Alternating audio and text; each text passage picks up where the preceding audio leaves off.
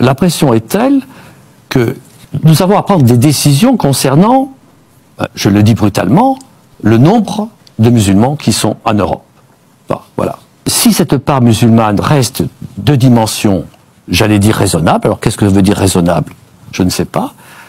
Simplement, elle ne peut pas croître indéfiniment. Elle ne peut pas croître indéfiniment. Si elle croît indéfiniment, comme c'est le cas aujourd'hui en Europe, nous allons au-devant de drames que aucune version de la laïcité ne permettra de maîtriser. Hotep, apprendre son histoire est un acte de résistance.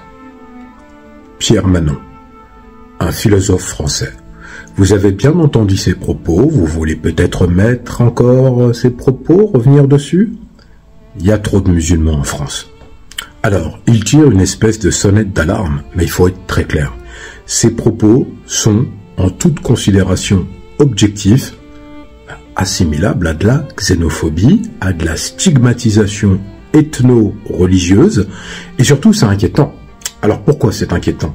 C'est que la loi de 1905, dans le cadre de la séparation de l'Église et de l'État, pas de la mosquée et de l'État, circonvient du fait qu'il faut, entre guillemets, séparer les deux champs dans la sphère publique.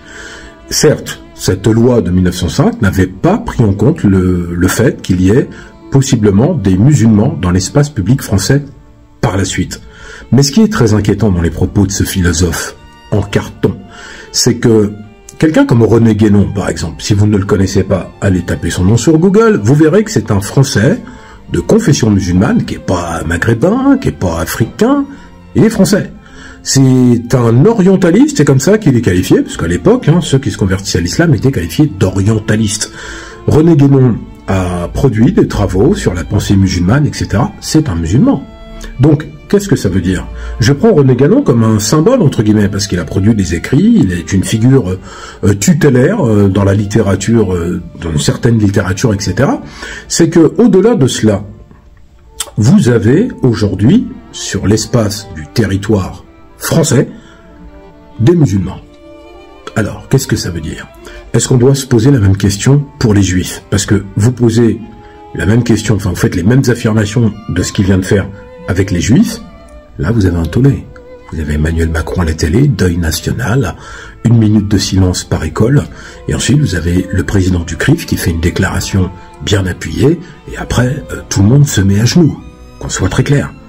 Quand je dis ça, c'est pas du tout antisémite, c'est un constat, parce que les juifs, le peuple juif, les gens d'obédience juive qui sont en France aujourd'hui, ils ont une dette à revendiquer vis-à-vis de la France, qui en 1942 les a livrés, n'est-ce pas? Et un antisémitisme construit à partir de Dreyfus, même avant. Bon voilà, il y a un passif. Pour les musulmans, vous avez les massacres de Sétif avec les Algériens qui ont été jetés dans la Seine en 61, etc., les ratonnades, et les nostalgiques du maréchal Pétain. Mais là, il y a un vrai problème, c'est que pendant longtemps, dans les années 70 et 80, dans les premières vagues d'immigration, les musulmans ont prié dans les caves, on appelait ça les mosquées des caves. Après, ils se sont, entre guillemets, intégrés à la société, et surtout, ce sont majoritairement des Français. C'est là que le bas blesse. Quand il dit, on ne peut pas continuer, que ça augmente. Mais attendez, s'il y a des Français qui deviennent musulmans de naissance, ou qui se convertissent à l'islam. Je rappelle que la liberté de culte est un droit constitutionnel. On choisit la religion qu'on veut. Et en plus, il stigmatise les musulmans comme une population qui grandit. Mais attendez, il n'a pas parlé des athées, par exemple. C'est pas une religion, l'athéisme. Mais on peut l'assimiler à cela. C'est comme dire, il y a trop d'athées, qu'est-ce qu'on va faire? Qu'est-ce qui se passe? Vous voyez, il est en train d'ouvrir une porte dangereuse qui est pleinement xénophobe et pleinement hors champ et hors sol, vous voyez, et on laisse quelqu'un tenir ses propos sur un plateau de télévision parce que c'est les musulmans. Ça aurait été, encore une fois, un autre peuple, et ça aurait été même d'autres personnes, pour ne citer personne précisément, c'était un tollé général. Mais attention, il n'y a pas de détracteur en face de lui, parce que nous aurions été présents, que ce soit tel et tel. Il est clair que l'on aurait démontré par la force argumentaire que ce qu'il dit ne repose sur rien. Je veux dire, il fait plutôt peur aux gens.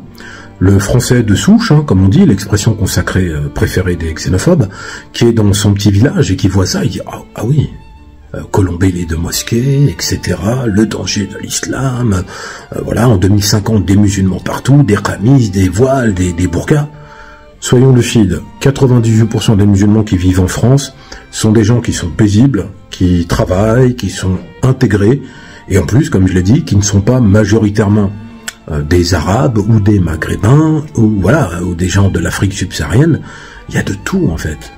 Il y a de toutes les origines. L'islam a une vocation universelle, même si elle est partie du territoire du Hijaz. Donc je pense que c'est une insulte envers tous ces musulmans qui sont intégrés, qui travaillent, qui ne dérangent personne et qui ont des droits. Et ce droit, justement, c'est la liberté de culte. Donc ces propos sont outranciers. Je vous demande, parce que je ne demande pas tout le temps, partagez cela, parce qu'il faut qu'on dénonce cette attaque directe contre une communauté, cette stigmatisation honteuse qui nous renvoie à des temps anciens. Partagez-le, diffusez-le. On ne doit pas laisser passer ce type de propos.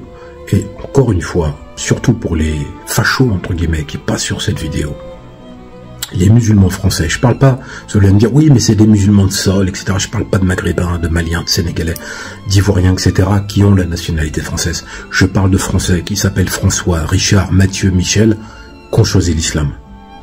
On ne peut pas, entre guillemets, guider la foi des gens sur des principes du rejet de l'autre.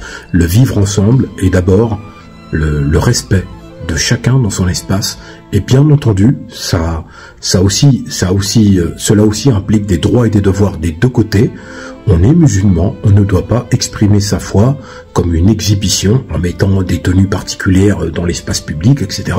Burqa, toutes choses qui n'ont rien à voir forcément avec l'islam en plus, mais en tout cas voilà, c'était important pour moi de pouvoir pointer du doigt ce philosophe en carton. Merci de vous abonner.